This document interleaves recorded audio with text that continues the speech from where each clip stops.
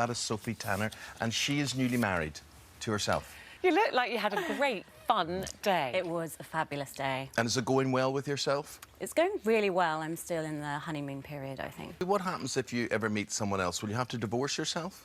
Well, so, I've been asked this a lot. I think divorcing yourself is quite harsh because it's quite a journey to get there to marrying myself. And divorcing yourself means that you couldn't live with yourself, which is not a great place to be. No. Where did you decide to marry yourself? Why? Well, I guess it was a couple of years ago. I was sort of lying in bed one morning having just recovered from quite a bad breakup. And you know that sort of feeling you get when you're kind of, you rediscover yourself and you kind of start feeling back more in control. And I was just so happy because I spent a lot of time single in my 20s and I was always really happy single. So I kind of just felt really happy to be returning to myself and I wanted a way to celebrate that. So I decided to write a novel about a girl who marries herself, and I just did a bit of research, and it was more the investigation which kind of made me want to go through with it more. I wrote to Brighton and Hove Ceremonies office and said, you know, is it possible? And they were quite curt in their response. They said, you know, no, marriage is a union between one man and one woman. We cannot help you.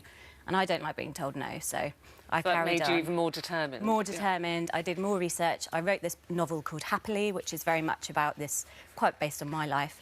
And by the end of the book, I was so keen on the idea and the concept that I thought I need to do this myself.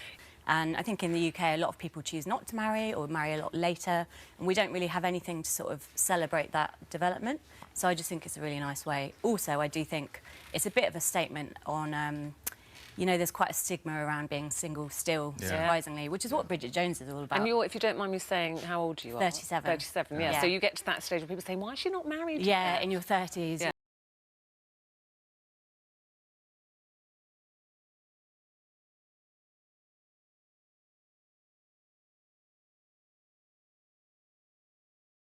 You know, marrying yourself is a long life commitment to be responsible for your own happiness, so divorce is not an option. Of course. Right, so then Rory comes along. Rory had come from a very different world, whereas Sophie had sort of made this decision to just look after herself and focus on herself. You'd come from a world where anything goes. You can have your cake and eat it. Yeah, literally. Yeah, that's what polyamory attempts to do, at least. Does it achieve it? Well, no, I don't think so, no. Because... I think it's not just trying to have your cake and eat it, it's trying to have several cakes, and that's too many cakes.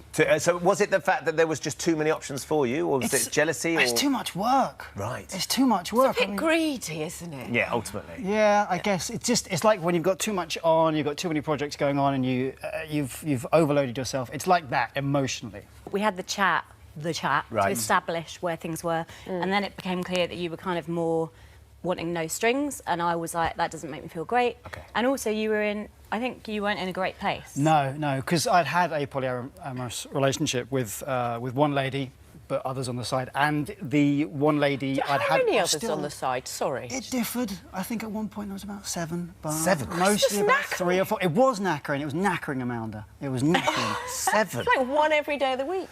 Yeah. Think about that for a minute. Sometimes more. So you've decided that this wasn't right for you. No, I deserved better. You deserve better, quite. Quite so right. you can walk away. Absolutely. But what I'm finding intriguing, Roy, is that having sort of thought that you wanted a little bit more on the side, actually, you sort of started thinking about the situation and thinking about what Sophie had done, and you decided that you were going to then go and marry yourself. What did your friends and your family, more to the point, make of the idea that you were going to marry yourself? Well, I didn't tell them. And you had a tattoo done. Can we see your tattoo? Yeah, sure. I mean, it's right here if you want to have a And it's a look. tattoo? There we go. There we are. Me. It's a heart and it says me. Yeah.